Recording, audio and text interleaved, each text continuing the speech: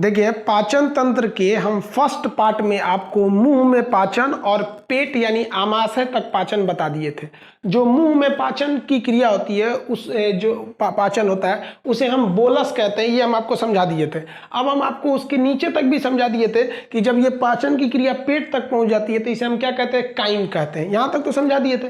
हम मुंह में से खाना इसे निकाल के देखते हैं, वो क्या हो जाता है, बोलस हो जाता है, और जो उल्टी करते हैं वो क्या होता है, काइम होता है। अब उसके आगे आपको इस पार्ट में समझाना था, हम पार्ट फर्स्ट में समझा दिए थे। अगर वो नहीं देखे हैं तो आप पार्ट फर्स्ट जरूर देखिए। चलिए अब हम समझते हैं छोटी आंत में पाचन कैसे होता है। देखिए, छोटी आंत में जैसे पेट के बाद खाना कहाँ जाता है, छोटी आंत में, तो छोटी आंत में पाचन कंप्लीट हो जाता है। अब समझते हैं हम लोग, छोटी आंत में जैसे खाना जाता है तो इसमें दो अलग अलग एंजाइम मिलते हैं। एक मिलता है यहाँ से अग्नाशय, अग्नाशय मतलब होता है पेंक्रियाज, और एक मिलता है इधर पित्ताशय से। हम इस फिगर को यहाँ बना देते हैं ताकि क्लियर समझ में आए।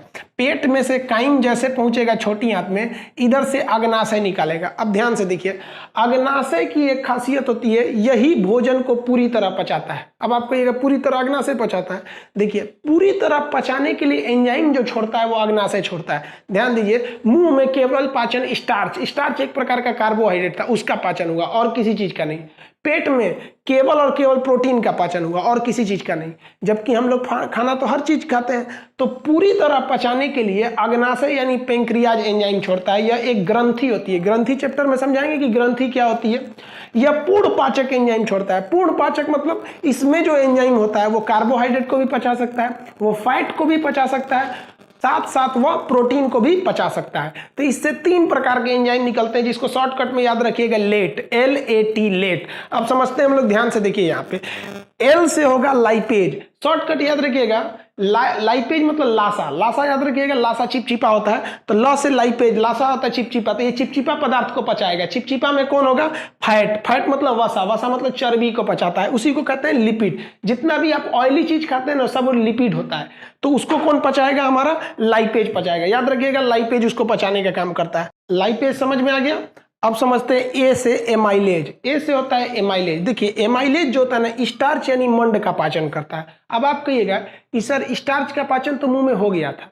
देखिए, हम लोग बहुत जल्दी से खाना घोंट लेते हैं, वैसा स्टार्च यानी वैसा चोकर यानी मंड जो मुंह में नहीं पच पाया था लार में, अब वो आके कहाँ पचेगा, एमाइलेज द्वारा पच जाएगा। देखिए, जानवर जो होते हैं, जानवरों में ये एमाइलेज कम होता है, इसलिए जानवर क्या करते हैं, मुंह में ही खाने को पचाते हैं। आप देखिएगा, जानवर गाय भैंस खा लेंगे खाना, फिर खाना को निकाल के मुंह में ऐसे जुगाली करते रहते हैं, कौरी करते हैं सर, ताकि उसमें एमाइलेज मिल जाए, स्टार्च को वो पाचन कर सके। तो ये हो गया हमारा एमाइलेज, ये किसको पचाता है, स्टार्च को।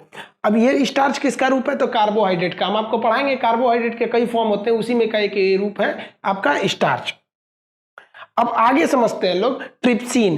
ट्रिप्सिन क्या करता है, ये भी प्रोटीन का पाचन करता है। प्रोटीन का पाचन करेगा। अब याद कीजिए, प्रोटीन तो पेट में पहुंचा था, पेट में था पेप्सिन, पेप्सिन प्रोटीन को क्या बना दिया था, पेप्टोन। तो ये जो प्रोटीन है वो प्रोटीन तो रहा नहीं, वो क्या बन चुका है, पेप्टोन बन चुका है। हम पार्ट 1 में पढ़ा दिए हैं। अब ये जो ट्रिप्सिन होता है ये पेप्टोन को पेप्टाइड में बदल देता है। याद रखिएगा, ये कई बार क्वेश्चन पूछता है। तो अब आप देखिए, प्रोटीन को पचा दिया, स्टार्च कार्बोहाइड्रेट का रूप है उसको पचा दिया, फैट यानी वसा को पचा दिया, लिपिड किसको कहते हैं, ऑयली पदार्थ को, उसको पचा दिया। तो भोजन के यही 3 अंग होते हैं मुख्य रूप से। ये तीनों अंगों को पचाने वाले एंजाइम को अकेले छोड़ता है अग्नाशय यानी पेंक्रियाज। इसी कारण इसे पूर्ण पाचक एंजाइम कहा जाता है। ये समझ में आ गया। ये जो एंजाइम छोड़ता है ये छोटी आंत में छोड़ देता है, इसलिए ये छोड़ता भले पेंक्रियाज है लेकिन पहुंचता कहाँ है, छोटी आंत में पहुंचता है, छोटी आंत के पहले भाग में। समझ में आ गया। अब ध्यान से समझिए, छोटी आंत जो है वो कहता है कि भैया हम पाचन तभी करेंगे जब खाना क्षारीय हो, हम अम्लीय खाना को नहीं पचा सकते हैं। यही हो गया बवाल, क्योंकि पेट में आपको पता था हाइड्रोक्लोरिक एसिड था, वो हो गया था अम्लीय। अब जो ये काइम आ रहा है ये तो अम्लीय है। अब बेचारा अग्नाशय पूर्ण पाचक यानी लेट नामक एंजाइम इसमें छोड़ चुका है। अब इसका अलग नखरा कि भैया हमको अम्लीय चीज पसंद नहीं है, अब क्या करेंगे, तो इसके उपाय के लिए है लीवर। ये जो लीवर होता है, ये लीवर जो होता है पित्त यानी गाल का निर्माण करता है। पित्त एक चिपचिपा पदार्थ होता है, तरल पदार्थ, जिसका स्वाद इतना कड़वा होता है जिसको आप सोच नहीं सकते। उसका पीएच लगभग 8 होता है, वह क्षारीय होता है। मुर्गा का जब मीट बनता है ना तो उसमें एक पीत होता है कैप्सूल बराबर, अगर वो कट गया ना तो पूरे मीट का टेस्ट खराब कर देता है। तो ये लीवर जो होता है ना पित्त को बनाता है और स्टोर कर देता है पित्त की थैली में, जिसे हम पित्ताशय कहते हैं। पित्त की थैली या पित्ताशय कहते हैं। स्टोर कर दिया वो लीवर, इसको बनाकर स्टोर कर देता है पित्ताशय में, जिसे हम लोग गाल ब्लेडर या पित्ताशय या पित्त की थैली कहते हैं। कभी कभी इसमें पथरी हो जाता है तो इसको काट के निकाल दिया जाता है। निकाल देने से कोई दिक्कत नहीं होता है, क्योंकि निर्माण कौन कर रहा था? लीवर कर रहा था, पित्ताशय केवल स्टोर करता था। अब ध्यान दीजिए, अब ये जो होता है ना पित्ताशय, ये क्या करेगा, इसमें क्या छोड़ देता है? पित्त छोड़ देता है। पित्त एक चीज लिक्विड होता है, जो ये भोजन अम्लीय था उसको क्या कर देगा? क्षारीय कर देता है। तो देखिए कितना बढ़िया काम किया, क्षारीय कर देगा। ये पूर्ण पाचक एंजाइम छोड़ दिया। अब छोटी आंत कहता है हाँ अब हम अस्थिर पचाएंगे। तो भोजन को क्षारीय करने का काम पित्त करता है। कहेगा पित्त बनता कहाँ है? लीवर में। स्टोर कहाँ रहता है? पित्ताशय में। और ये आके कहाँ मिलता है? छोटी आंत में मिल जाता है। भोजन को क्या कर देता है? क्षारीय कर देता है। साथ ही साथ यह वसा को भी पचाता है। वसा को पचाने की क्रिया इमल्सिफिकेशन कहलाता है। वसा को पचाने की क्रिया क्या कहलाएगा? इमल्सिफिकेशन। समझ में आ गया? अब ध्यान दीजिए, लीवर क्या करेगा? पित्त यानी गाल का निर्माण करेगा। पित्ताशय यानी गाल ब्लेडर ये पित्त को स्टोर करता है। इसका पीएच कितना होता है? 8 होता है। यह भोजन को क्षारीय कर देता है, वसा का पाचन करता है। अब सबसे बड़ी चीज क्या है? क्वेश्चन पूछता है वह कौन सा ऐसा पदार्थ है जो एंजाइम न होते हुए भी पाचन का काम करता है? तो यही है पित्त, जो एंजाइम न होते हुए भी पाचन का काम करता है। अब ध्यान दीजिए, ध्यान से, बड़ा टिपिकल क्वेश्चन होता है कि वह कौन सा हार्मोन है जो छोटी आंत से निकलता है? छोटी आंत के ऊपरी भाग से निकलता है। ये पूरा छोटी आंत है, छोटी आंत के ऊपरी भाग से 2 हार्मोन निकलता है। वह हार्मोन जो पित्त की थैली को कहता है, अरे जल्दी जल्दी पित्त छोड़ो, पित्त छोड़ो। क्यों? क्योंकि खाना आ रहा है, जल्दी क्षारीय करो। तो जो पित्त निकालने के लिए हार्मोन निकलता है उसे कहा जाता है कोलेसिस्टोकाइनिन। कौन सा काइनिन? कौन सा हार्मोन? कोलेसिस्टोकाइनिन। तो कोलेसिस्टोकाइनिन हार्मोन इसे क्या कर देता है? उत्तेजित करता है। यह हार्मोन कहाँ बनता है? छोटी आंत में। जैसे ये हार्मोन निकलेगा, यहां से क्या निकल जाएगा? पित्त निकल जाएगा और भोजन क्या हो जाएगा? क्षारीय।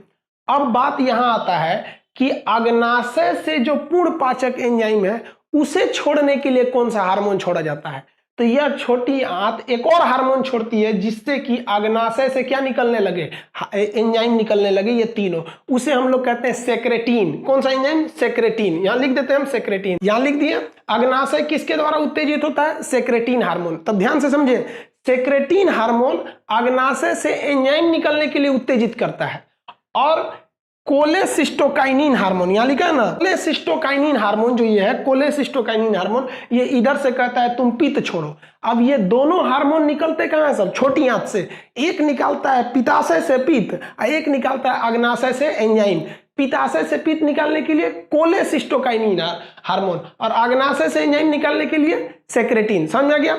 इतना समझ में आ गया? अब इसका एक स्क्रीनशॉट ले लीजिए आप लोग, फिर हम आगे समझा देते हैं छोटी आंत में क्या क्या क्रिया होती है। भोजन जो पहुंचता है वो कहां पहुंचेगा? वो ड्यूडेनम में पहुंचेगा। ड्यूडेनम में किसी भी प्रकार का एंजाइम नहीं निकलता है, याद रखिएगा, यहाँ एंजाइम नहीं निकलता, इसलिए ड्यूडेनम में पाचन नहीं होता है। ड्यूडेनम में 2 प्रकार के हार्मोन निकलते हैं। एक निकलता है कोलेसिस्टोकाइनिन जो पित्ताशय से पित्त निकालता है, और एक निकलता है सेक्रेटिन जो अग्नाशय से ये पूर्ण पाचक रस निकलता है। समझ में आ गया? अब ये जो एंजाइम निकला है ये भोजन में अच्छी तरह मिल जाए, इसके लिए जरूरी है भोजन को फैलाया जाए। आप देखते होंगे घर की महिलाएं जब वो चावल बीनती हैं तो चावल को पहले इसे फैला देती हैं, इसे छींट देती हैं सूप में, फिर बीनती हैं। तो भोजन सब ड्यूडेनम में ही रहता है, इसलिए इसको फैलाने के लिए जगह चाहिए। तो ये फैलाने का जगह जो देता है वो जेजुनम देता है। तो देखिए ड्यूडेनम में भी पाचन नहीं हुआ, जेजुनम में भी नहीं हुआ। ये यहाँ हार्मोन निकला और जेजुनम उन लोग को जगह दे दिया फैलने के लिए। इतना समझ में आ गया? अब ये छोटी आंत का सबसे निचला जो भाग होता है उसे हम कहते हैं इलियम। इलियम में पाचन भी होता है और अवशोषण भी होता है, और यहीं पे पाचन कंप्लीट हो जाता है। इसीलिए कहा जाता है कि छोटी आंत में पाचन भी होता है और अवशोषण भी होता है। वह मेन काम कहाँ होता है? तो इलियम में होता है। इलियम में एक एंजाइम पाया जाता है जिसे कहते हैं इरेप्सिन। यह इरेप्सिन प्रोटीन को पचाएगा। अब जरा देखिए, प्रोटीन पेट में आया तो बन गया पेप्टाइड, पेप्टोन। जैसे इसमें से अग्नाशय से उसमें निकला ट्रिप्सिन, वो उस प्रोटीन जो टूटा हुआ था पेप्टोन में उसे बना दिया पेप्टाइड। अतः यहाँ जो प्रोटीन है वो किस रूप में है? पेप्टाइड के रूप में है। तो ये क्या करता है? इरेप्सिन इस पेप्टाइड को, या पेप्टाइड किसका रूप है? प्रोटीन का रूप है, यह प्रोटीन का रूप है। तो इस प्रोटीन को क्या कर देता है? एमिनो एसिड में बदल देता है। तो यहाँ पर पाचन पूरी तरह से क्या हो जाता है? कंप्लीट हो जाता है। तो प्रोटीन का पाचन कहाँ कंप्लीट हुआ? तो छोटी आंत में। तो प्रोटीन 3 जगह पहुंचता है, एक आमाशय द्वारा, अग्नाशय द्वारा और छोटी आंत द्वारा। यहां समझ में आ गया? इसमें अलग अलग प्रकार के भी एंजाइम निकलते हैं इसमें से। बड़ा सिंपल है, उसको याद रखना। देखिए, माल्टेज नामक एंजाइम माल्टोज को पचाएगा, सुक्रेज नामक एंजाइम सुक्रोज को पचाएगा, ग्लैक्टेज नामक एंजाइम ग्लैक्टोज को पचाएगा। यानी मिलता जुलता है। तो उससे आपको एग्जाम में क्वेश्चन नहीं बनेगा, इतना इजी थोड़ी पूछेगा माल्टेज किसको पचाता है तो माल्टोज को, सुक्रेज किसको पचाता है? सुक्रोज को। तो ये सब 5 प्रकार के एंजाइम कहां से निकलते हैं? छोटी आंत से निकलते हैं, जिसमें सबसे मेन कौन सा होता है? इरेप्सिन। छोटी आंत से निकलने वाले एंजाइम को हम लोग सक्कस इंट्रीगस कहते हैं। क्या कहते हैं? सक्कस इंट्रीगस। सक्कस इंट्रीगस में 4-5 टाइप के एंजाइम मिलेंगे, माल्टेज माल्टोज को, ग्लैक्टेज ग्लैक्टोज को, सुक्रेज सुक्रोज को। लेकिन याद रखिएगा, इरेप्सिन किसको पचाता है? तो प्रोटीन। प्रोटीन का यहाँ कौन सा रूप मिलेगा? तो पेप्टाइड मिलेगा। आइए, पेप्टाइड को किस में बदल देगा? एमिनो एसिड में, अब पच जाएगा। अब इस छोटी आंत जो होता है इलियम, इस इलियम में एक उंगली नुमा संरचना पाई जाती है जिसे हम लोग विलाई कहते हैं। विली कहिए या विलाई कहिए। वो क्या करता है? अवशोषण का काम करता है। तो मेनली भोजन का जो अवशोषण एब्जॉर्प्शन होता है वो इलियम में होता है, और इलियम में कौन करता है? उसे विलाई करता है। यहां भोजन का अवशोषण हो गया। कहेगा कि पाचन कंप्लीट कहां हो जाता है? तो छोटी आंत में। यहां पाचन प्लस अवशोषण दोनों होता है। छोटी आंत के कितने भाग? 3 भाग। क्या ड्यूडेनम में पाचन होगा? नहीं, क्योंकि इसमें एंजाइम नहीं निकलते हैं, 2 हार्मोन निकलते हैं। जेजुनम क्या करता है? उन खाना को इसे जगह देता है ताकि फैल जाए, अच्छे से पाचन हो सके। समझ में गया? अभी भी जल का अवशोषण नहीं हुआ है। पाचन हो चुका है, भोजन का पाचन हो गया, एब्जॉर्प्शन हो गया, केवल जल बच गया। अब वो जल कहां जाएगा? बड़ी आंत में जाएगा अवशोषित होने के लिए। आप छोटी आंत समझ में आ गया? यही पाचन का मेन काम करता है छोटी आंत। इसलिए इस छोटी आंत को देहात के लोग कहते हैं कि भैया यही ना पचाया है, तो देहात के लोग इसको पचौनी कहते हैं। तो पचौनी नहीं है, वो इंटेस्टाइन है, छोटी आंत है। समझ में आ गया आप लोग को? ये छोटी आंत का आप स्क्रीनशॉट लीजिए, फिर आपको बड़ी आंत बताते हैं जहां पर क्या चीज होता है? पाचन की क्रिया, जल का अवशोषण हो जाता है। देखिए, आपको हम छोटी आंत तक बता दिए। छोटी आंत में भोजन पूरी तरह से पच गया, अब भोजन में बच गया केवल जल।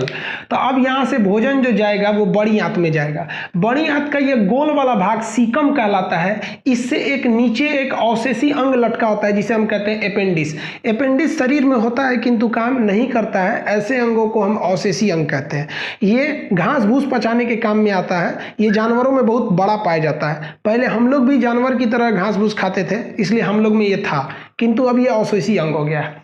अब देखिए, बड़ी आंत को हम लोग टेक्निकल भाषा में हम कोलोन कहते हैं। बड़ी आंत का मेन काम क्या होता है? जल का अवशोषण करना। डायरिया में बड़ी आंत खराब हो जाता है, जल अवशोषित नहीं करता, इसलिए लैट्रिन पानी की तरह होने लगता है। तो ये जल को अवशोषित करता है, एब्जॉर्ब करता है। समझ में आ गया? इसको टेक्निकल नाम क्या होता है? कोलोन। टेक्निकल नाम में इसे क्या कहते हैं? कोलोन। देखिए, जल का अवशोषण करता है, निचला भाग सीकम कहलाता है, अपेंडिस एक अवशेषी अंग है। बड़ी आंत के भाग को क्या कहते हैं? कोलोन कहते हैं। 4 प्रकार के कोलोन मिलेंगे। देखिए, ये ऊपर की ओर जा रहा है तो इसे कहते हैं एसेंडिंग कोलोन। तो ये ऊपर की ओर एसेंडिंग कोलोन। ये सीधा हो गया, सीधा को क्या कहते हैं? क्षैतिज या ट्रांसवर्स। तो ये हो गया एसेंडिंग कोलोन, ये हो गया ट्रांसवर्स कोलोन, और ये नीचे उतर रहा है तो ये हो गया डिसेंडिंग कोलोन। तो देखिए, बड़ी आंत का टेक्निकल नाम कोलोन। ऊपर गया तो एसेंडिंग कोलोन, इधर गया तो ट्रांसवर्स कोलोन, नीचे उतरा तो डिसेंडिंग कोलोन। अब बताइए, ये तो एकदम टुकड़ा है, तो लाइन के टुकड़ा को लाइन सेगमेंट, तो कोलोन के टुकड़ा को सेगमेंट, कोलोन का सेगमेंट, तो इसे कहते हैं सेगमोइड कोलोन। सेगमेंट मतलब टुकड़ा, तो सेगमोइड कोलोन, ये हो गया सेगमोइड कोलोन। इसी सब में क्या होता है भाई? जल का क्या कर दिया जाता है? अवशोषण कर दिया जाता है। समझ में आ गया आप लोग को? किसी को कोई दिक्कत नहीं? अब ये नीचे का हिस्सा होता है, इसे हम लोग कहते हैं रेक्टम। ये निचला भाग जो हो गया, ये हो गया आपका रेक्टम हो गया, इसे हम लोग कहते हैं रेक्टम। अगर एक तरह से इसको लिखें तो 5वां भाग हो जाएगा आपका रेक्टम। रेक्टम को कहते हैं मलाशय। मलाशय क्या होता है? इसी में भोजन जाके जो पूरी तरह से भोजन को पचा लिया गया है उसको हम लोग कहते हैं काइल। तो यहाँ पे क्या पहुंचेगा? काइल पहुंचेगा। काइल, काइल जो होता है वही लेट्रिन का रूप होता है। तो मुंह में हुआ तो बोलस बना, पेट से निकला तो क्या बना काइम, और आंत से निकला तो बन गया काइल। तो यही काइल मलाशय में क्या रहता है स्टोर रहता है, समझ गया। इसी में बिलिरुबिन नाम का एक लिक्विड मिल जाता है, वह बिलिरुबिन को लीवर मिला बनाया रहता है, वही भोजन में मिला देता है। बिलिरुबिन के कारण लेट्रिन का रंग पीला हो जाता है। और लेट्रिन कहाँ जमा रहता है, ये रेक्टम में जमा रहता है मलाशय में, और ये एनस यानी गुदा के रास्ते बाहर चला जाता है। अब देखिए ध्यान से, जब कभी ये रेक्टम में जहाँ लेट्रिन जमा रहता है काइल के रूप में जमा रहता है, वहां पे कभी कभी घाव बन जाता है या उधर मांस बढ़ने घटने लगते हैं सब, तो उससे ये रास्ते में रुकावट आने लगती है। इसको एक बीमारी कहते हैं जिसे हम बवासीर या पाइल्स नाम की बीमारी कहते हैं। ऑपरेशन करके उस मांस को काट के निकाल दिया जाता है। तो यहां तक तो समझ में आ गया, ये कंप्लीट पाचन हो गया, किसी को कोई दिक्कत नहीं ना। अब आगे समझते हैं पाचन से कुछ ऐसे क्वेश्चन जो एग्जाम में पूछे जाते हैं। तो आपको बड़ी आंत समझ में आ गया। बड़ी आंत का सिंपल सी बात भाई, ये जल का केवल अवशोषण करता है, पाचन नहीं करता है। इसको टेक्निकली भाषा में कोलोन कहते हैं, ascending colon, transverse colon, descending colon, sigmoid colon. नीचे उतरा तो रेक्टम, रेक्टम से बाहर चला गया तो आपको ये हो गया आपका एनस। कितना समझ में आ गया, इसका आप एक स्क्रीनशॉट लीजिए, फिर आगे हम जो एग्जाम में क्वेश्चन पूछते हैं उसको बताते हैं। देखिए भोजन में जो पाचन के मेन 3 अंग होते हैं, कार्बोहाइड्रेट, फैट और प्रोटीन। प्रोटीन सबसे जटिल होता है, इसे पचाना बहुत मुश्किल होता है। हम पूरा पाचन बता दिए हैं, आप थोड़ा स्टेप बाय स्टेप समझिएगा कहाँ कहाँ क्या होता है। प्रोटीन का पाचन, आमाशय में क्या निकलता है, पेप्सिन। आमाशय का पेप्सिन इस प्रोटीन को क्या बना देता है, पेप्टोन में बदल देता है। उसके बाद आमाशय से ये जाता है जैसे आगे, तो अग्नाशय से, अग्नाशय का ट्रिप्सिन जो होता है इस पेप्टोन को क्या बदल देता है, पेप्टाइड में बदल देता है। तो यहाँ हो गया पेप्टाइड। अब ये पहुंचेगा आंत में, छोटी आंत में। तो अब देखिए अब ये कहां पहुंचा, छोटी आंत में। तो छोटी आंत का जो इरेप्सिन होता है, छोटी आंत का इरेप्सिन इस पेप्टाइड को किस में बदल देता है, एमिनो एसिड में। तो ये आपका एक फ्लो हो गया, आप इसको ध्यान से समझिएगा प्रोटीन का पाचन कैसे होता है। समझ में आ गया आप लोग को। पेट में क्या बन जाएगा, पेप्टोन। अग्नाशय उसे क्या कहेगा, पेप्टाइड। और छोटी आंत इसे क्या कर देगा, एमिनो एसिड। पेट में कौन सा एंजाइम, पेप्सिन। अग्नाशय में ट्रिप्सिन, इंटेस्टाइन में यानी छोटी आंत में इरेप्सिन। समझ में आ गया आप लोग को प्रोटीन का पाचन।